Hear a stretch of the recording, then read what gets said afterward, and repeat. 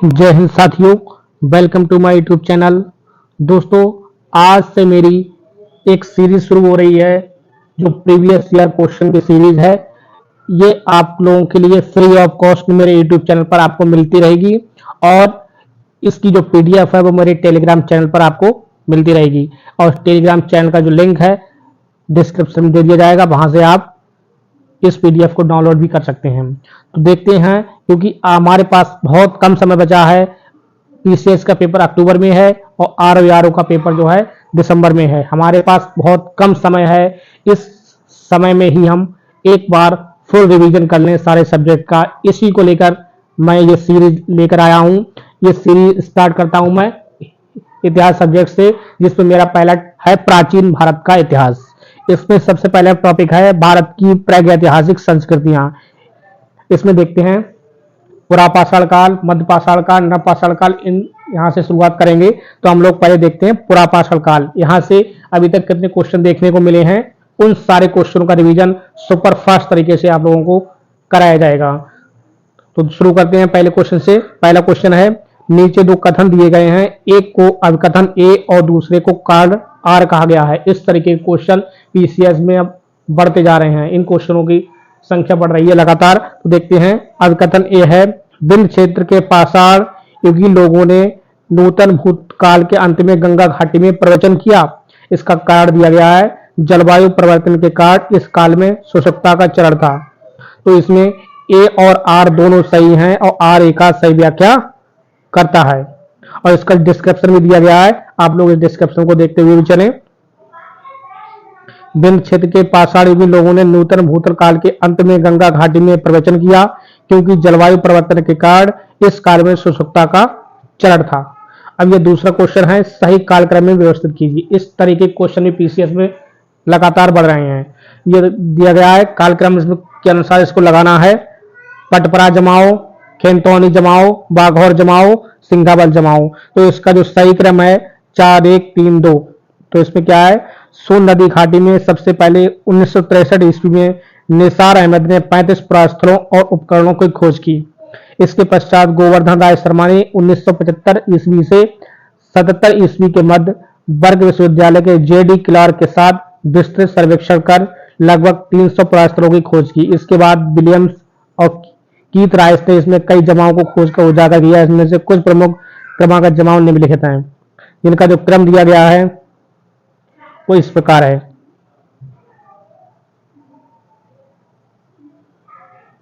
सिंगाबल जमाओ, पटबरा जमाओ, बाघोर जमाओ और खेतौनी जमाओ। तो इस तरीके से इस तरह के क्वेश्चन अब लगातार बढ़ रहे हैं। अगला क्वेश्चन देखते हैं। अगला क्वेश्चन क्या है, क्वेश्चन नंबर 3, निम्न पूर्व पाषाण काल के मानव के बारे में निम्नलिखित में से कौन सा कथन सही है? वह पालिशदार कुल्हाड़ियों का प्रयोग करता था, वह कोर उपकरणों का प्रयोग करता था, वह पशुपालक था, वह लघु पाषाण उपकरणों का प्रयोग करता था। तो इसमें बताना है सही उत्तर क्या है। तो इसका सही उत्तर है बी, वह कोर उपकरणों का प्रयोग करता था। यहाँ पे भी आप देख रहे होंगे, भारत में पाषाण युगीन मानव के मुख्य उद्योग लघु पाषाण उपकरण, कोर उपकरण, शल्क उपकरण तथा हस्त कुठार तक ही सीमित थे। उपकरण बनाने में मुख्यतः क्वार्ट्ज अथवा स्फटिक का प्रयोग किया जाता था। ये पाषाण उपकरण सर्वप्रथम सोहन घाटी में पाए गए, अतः इन्हें सोहन संस्कृति के नाम से भी पुकारा जाता है। कौन सी संस्कृति? सोहन संस्कृति। वह ना तो किसी धातु का प्रयोग करता था और ना ही पशुपालक था, बल्कि जीवन यापन के लिए शिकार पर निर्भर था। इस काल के प्रमुख स्थल सिंगाबल, पटबरा, बाघौर व खेतौनी है, जो ऊपर क्वेश्चन में हम लोग देख चुके हैं। नेक्स्ट है क्वेश्चन नंबर 4, पूर्व पाषाण काल में मानव का मुख्य धंधा क्या था?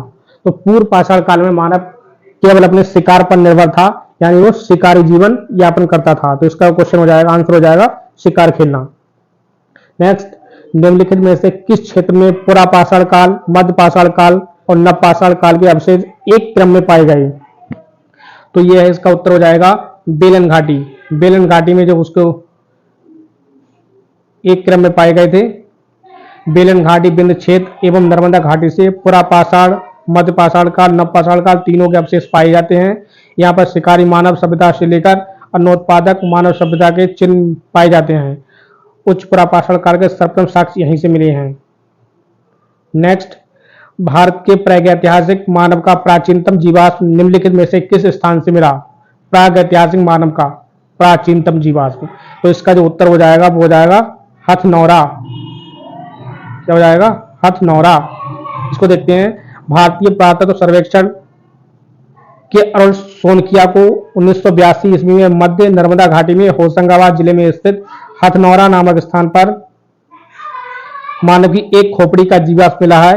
इसे विद्वानों ने इसे होमो इरेक्टस वर्ग के अंतर्गत रखा है तथा इन्हें अन्य विकसित होमो सेपियंस बताते हैं। इसे नर्मदा मैन भी कहा जाता है। नेक्स्ट, होमो इरेक्टस का एक कपाल निम्न में से किस स्थल से प्राप्त हुआ है? तो ऊपर देख चुके हैं, तो इसका हो जाएगा नर्मदा घाटी में हथनौरा, नर्मदा घाटी का हथनौरा क्षेत्र। ठीक है, आगे देखते हैं। नेक्स्ट क्वेश्चन है, भारत में प्रथम पुराप्रस्तर युगीन औजार की खोज का जिससे देश में प्रागैतिहासिक अध्ययन का रास्ता खुला, ये श्रेय कैसे जाता है? तो ये क्वेश्चन कितनी बार आ चुका है?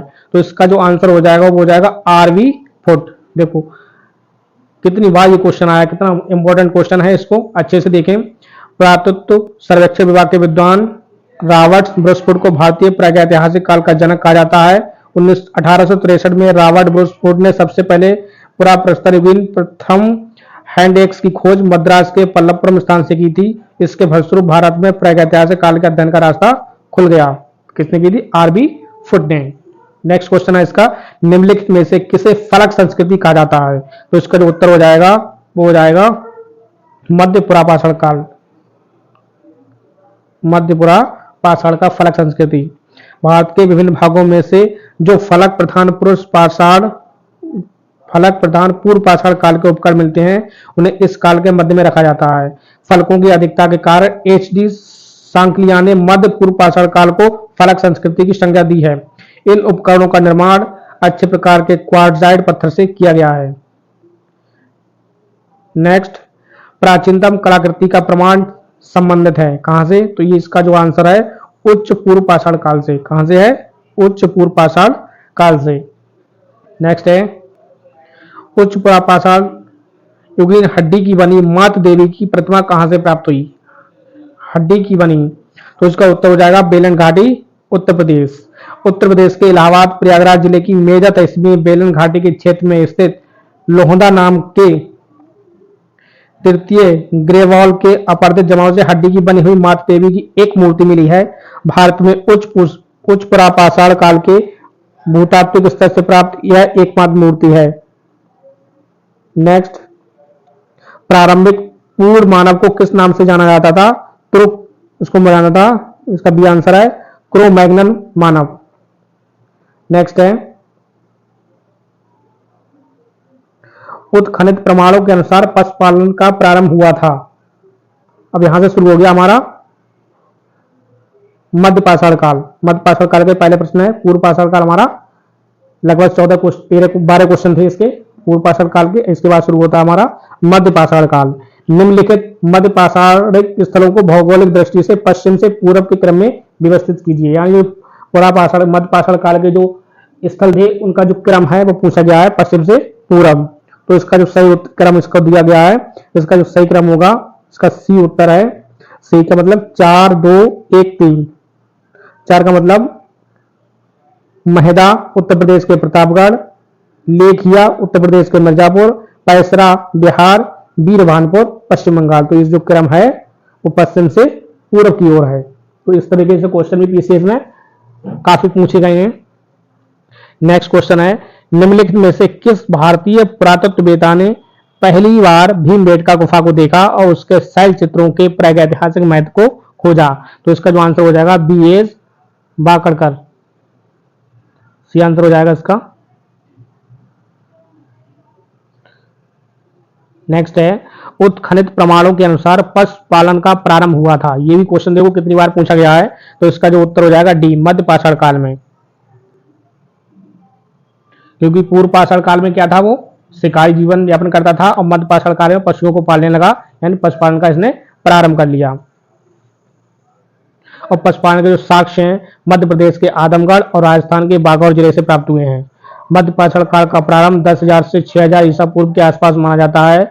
लघु उपकरणों का प्रयोग इस काल की प्रमुख विशेषता थी। कौन से उपकरण? लघु उपकरण। नेक्स्ट है मध्य पाषाण के संदर्भ में वन्य धान का प्रमाण कहां से मिला था?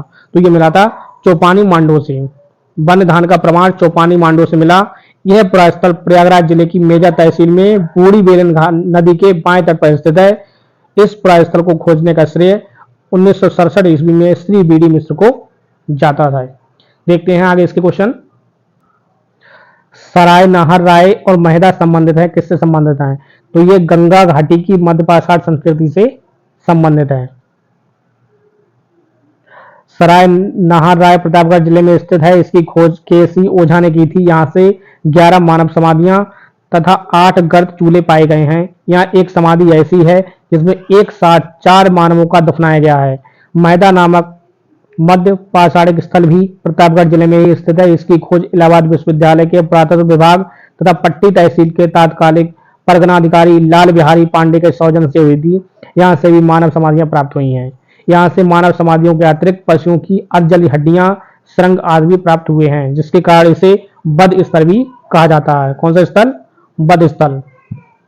नेक्स्ट क्वेश्चन है निम्नलिखित में से किस मध्य पाषाणिक स्थल से हड्डी के बने आभूषण प्राप्त हुए हैं? तो ऊपर हमने लोगों ने देख लिया था, तो इसका हो जाएगा महदा। देखो कितनी बार क्वेश्चन आ चुका है ये।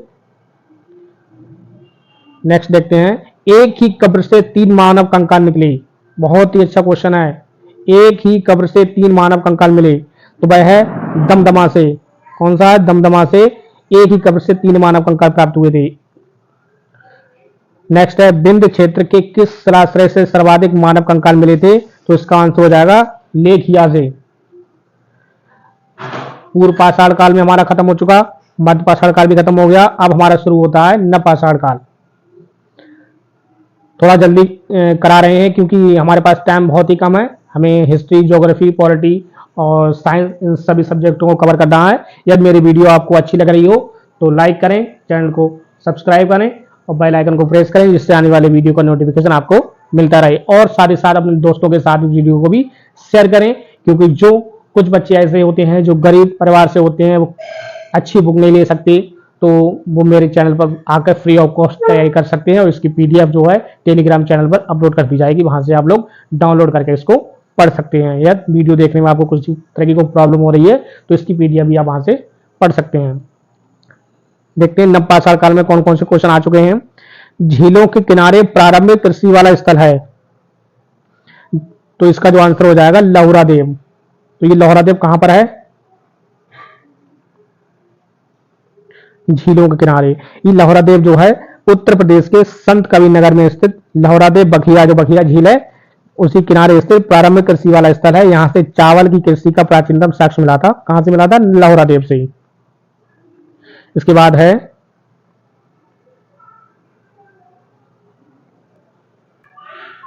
खाद्यान्नों की कृषि सर्वप्रथम प्रारंभ हुई थी। तो ये खाद्यान्नों की कृषि जो है वो नव पाषाण काल में सर्वप्रथम प्रारंभ हुई थी।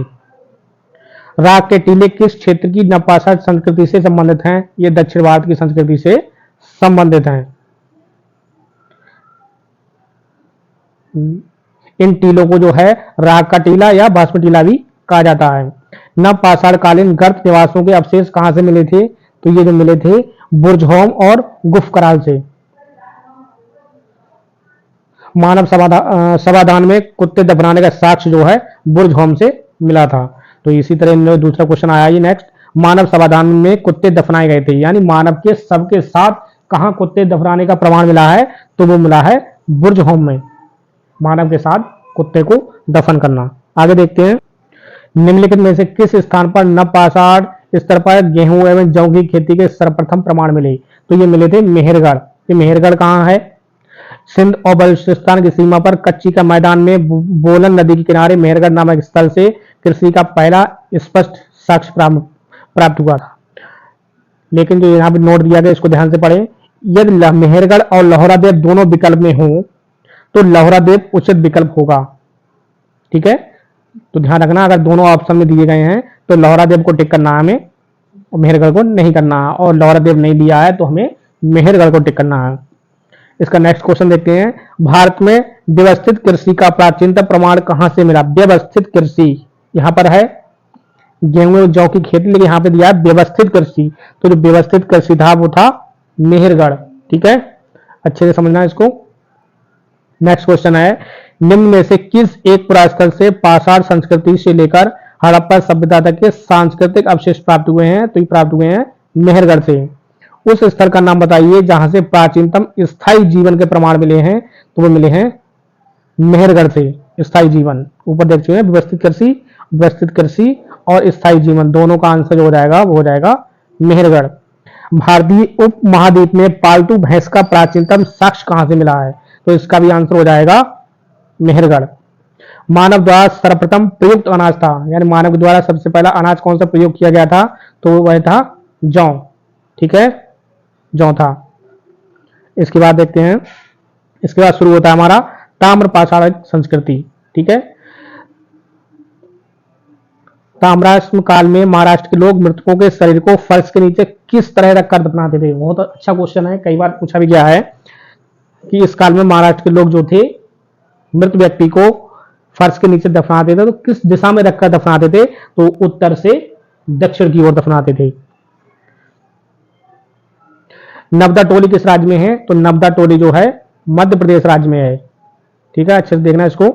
नबदा टोली है भारतीय उपमहाद्वीप का सबसे विस्तृत उत्खनन ताम्र पाषाण ग्राम स्थल है, और जो इनाम गांव जोरबे ताम्र पाषाण काल का स्थल है जो महाराष्ट्र के पुणे जिले में स्थित है। अगला है इनाम गांव भारत के किस राज्य में है? तो ये महाराष्ट्र में है। भारत के किस पुरास्थल की खुदाई से लौह धातु के प्रचलन के प्राचीनतम प्रमाण मिले हैं? तो ये अतरंजी खेड़ा एटा उत्तर प्रदेश से मिले हैं। इसके बाद है पाषाण काल के विभिन्न प्रश्न हैं, वो देखते हैं। दक्षिण भारत की बृहद पाषाण समाधियां संबंधित हैं, किस काल से संबंधित हैं? तो ये लौह काल से संबंधित है। ये 2 बार क्वेश्चन आ चुका है। गैरिक मृतभांड पात्र ओसीपी का नामकरण हुआ था हस्तिनापुर में। तो देखो इसको, गैरिक मृतभांड संस्कृति की खोज पहली बार 1949 ईस्वी में पश्चिमी उत्तर प्रदेश के बिशौली, बदायूं तथा राजपुर परशु बिजनौर नामक स्थलों पर बीवी लाल द्वारा की गई। हस्तिनापुर के उत्खनन से इनका नामकरण हुआ। उत्खनन के आधार पर ओसीपी के काल 2650 से 1180 ईसा पूर्व निर्धारित किया गया। इस तरीके से मैच वाले क्वेश्चन भी पीसीएस में काफी बढ़ रहे हैं। सूची फर्स्ट दी गई है, सूची सेकंड से इसको मैच करना है। तो इसका जो मैचिंग है वो देखते हैं, सही मैच क्या होगा इसका। तो सही मैच है इसका पुरा पाषाण काल का नदी तट अधिवास, मध्य पाषाण काल का शैलाश्रय अधिवास, नव पाषाण काल का गर्त अधिवास और ताम्र पाषाण काल का कच्चे एवं पक्के मकान। नेक्स्ट है इसमें निम्नलिखित में से कौन सा सही सुमेलित नहीं है? इस तरीके के क्वेश्चन को बहुत अच्छे से समझकर पढ़ना है क्योंकि उसमें नहीं दे रखा है। तो जल्दबाजी में इस तरह के क्वेश्चन को ना करें, क्योंकि अगर नहीं देखा तो क्वेश्चन हमारा पूरी तरह से गलत हो जाएगा। तो इसको पढ़ें, नहीं दिया है, नहीं का मतलब नेगेटिव क्वेश्चन है ये। काहिता कर्नाटक, चिरांद बिहार, पांडुराजा डिवी बंगाल, दायमाबाद महाराष्ट्र। तो इसका जो गलत उत्तर है वो कायथा कर्नाटक गलत उत्तर है, क्योंकि कायथा जो है मध्य प्रदेश के उज्जैन जिले में स्थित है, ना कि कर्नाटक में। तो इस तरीके से क्वेश्चन भी हमें कंफ्यूज करने के लिए दी जाते हैं। नेक्स्ट सूची दी गई है इस तरीके से ही, इसको भी देखना है। ये देख रहे हैं वीर भानपुर जो है वहां से क्या लघु पाषाण उपकर प्राप्त हुए। उज्जैन से गैरिक मृदभांड परंपरा। कायथा मध्य प्रदेश जो है वो पिछले क्वेश्चन में देखा था ताम्र निधि, और आहार जो है बना संस्कृति। नेक्स्ट क्वेश्चन है कोपेनहेगन संग्रहालय की सामग्री से पाषाण, कांस्य और लौह का त्रियुगीय विभाजन किया गया था। ये किसने किया था? तो ये किया गया था थॉमसन के द्वारा। तो ये क्वेश्चन भी पूछा गया है। तो ये हमारा पहला टॉपिक फिनिश हो गया है। इसके बाद हम नेक्स्ट टॉपिक हम आपके लिए नेक्स्ट वीडियो में कराएंगे। ये वीडियो आपके लिए अच्छी लगी हो तो प्लीज लाइक करें और चैनल को सब्सक्राइब करें। मिलते हैं नेक्स्ट वीडियो में, तब तक के लिए जय हिंद, जय भारत।